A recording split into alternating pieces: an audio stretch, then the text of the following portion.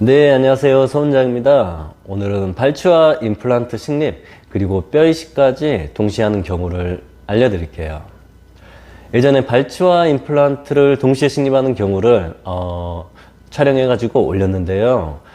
발치와 임플란트 식립을 이제 동시에 하게 되면은 당연히 발치를 할 때, 그리고 임플란트를 식립할 때 각각 내원을 해야 되는데, 그렇게 내원하는 횟수를 좀 줄여줄 수도 있고요. 그리고 당연히 그때마다 이제 마취를 할 수도 있는데, 그때 이제 마취 횟수를 단 한 번이라도 줄여줄 수 있습니다. 그리고 일반적으로 발치를 하고 나서 임플란트를 식립할 때까지 뭐 짧게는 며칠, 그리고 중간 정도는 뭐 6에서 8주, 길게는 뭐 6개월도 기다리는 경우가 있습니다. 그러면 그런 기간을 좀 단축시켜 주다 보니까 임플란트 완성을 조금이라도 더 빨리 할 수 있어요. 그래서 당연히 임플란트를 식립하고, 발치를 먼저 하고 임플란트를 식립할 수 있다면은 당연히 같이 하는 게 더 장점이 있습니다. 네, 이분은 만 31세 남성분으로 처음 내원하셨을 때 체크한 부위 쪽에 치아가 부러져 있었고 뿌리만 남아있는 상태였습니다. 그리고 그게 어느 정도 좀 방치가 되다 보니까 뿌리 쪽 끝에라든지 그 뼈 뿌리를 둘러싸고 있는 뼈 그 볼 쪽으로 좀 염증이 있는 상태였어요.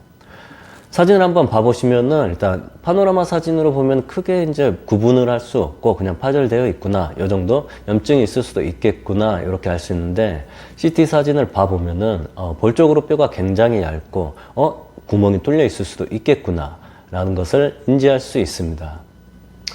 실제로 수술할 때 사진을 봐보면은 볼 쪽으로 이렇게 구멍이 빵 뚫려 있습니다. 그리고 발치를 한 이후의 사진입니다, 요거는. 그리고 이 상태에서 바로 임플란트를 식립하고요. 임플란트를 식립하기 위해서 뼈가 약간 부족해가지고 볼 쪽으로도 뼈를 넣어주고, 그리고 상악동 막을 들어 올려가지고 그쪽에도 뼈를 넣어줬습니다. 그리고 나서 이렇게 수개월간 기다리고 난 다음에 완성을 하게 되면은 이렇게 사진이 되어 있습니다. 나와 있네요. 그리고 최종적으로 보철까지 잘 완성이 됐어요. 네, 다음 환자분은 만 73세 여성분으로, 이분 같은 경우는 신경 치료를 했음에도 불구하고 그쪽이 계속 불편하다, 그 불편이 가시지 않는다, 그런 거를 계속 되풀이해 가지고 보이지 않는 금이 갔을 것으로 추정하고 환자분에게 이런저런 상황을 설명드린 다음에 발치를 하기로 했어요. 발치를 하고 바로 임플란트를 식립하기로 했고요. 볼 쪽에 뼈가 얇아가지고 임플란트 장기 사용을 위해서 바로 뼈 이식까지 하기로 했습니다. 바로 이전의 경우랑 다르게 상악동 막은 들어올리지 않았습니다. 이렇게 뼈 이식을 하고 나서 어느 정도 뼈가 된 다음에 사진인데 이쪽으로 임플란트 주변으로 뼈가 잘 형성되어 있습니다. 네, 다음으로는 발치를 하고 임플란트를 식립하는 경우, 그리고 발치를 하고 임플란트를 식립하면서 뼈 이식을 하는 경우에 대해서 좀 설명을 해 드릴게요. 일단 발치를 하고 임플란트만 식립하는 경우는 당연히 뼈가 어느 정도 있고요. 그리고 앞으로 발치한 부위의 뼈가 이렇게 찰 것이다 라는 예측이 가능합니다.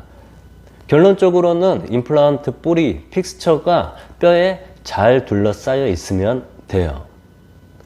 근데 반대로 발치를 하고 임플란트를 식립하고 뼈식을 하는 경우는 발치를 한 이후에 볼 쪽의 뼈가 너무 얇다거나, 아니면은 발치를 하고 나서 지금 현 상태에서 뼈가 차더라도 어느 정도 픽스처를, 임플란트 뿌리를 완전히 둘러싸줄 만큼의 뼈가 부족할 것 같다고 판단되는 경우에 발치를 하고 임플란트를 식립하고 그리고 뼈 이식까지 해줍니다. 사진으로 좀 비교를 해보면요. 네, 이 경우는 뼈 이식을 안 하고 발치하고 임플란트만 식립한 경우인데, 그 전의 사진입니다. 전의 사진을 보면은 이렇게 뼈가 있고요. 그리고 임플란트를 식립하고 최종 완성된 사진을 보면은 예상대로 어느 정도 픽스처 주변으로 뼈가 잘 둘러싸여 있는 걸 볼 수 있어요. 이런 경우는 뼈 이식을 안 해줘도 됩니다.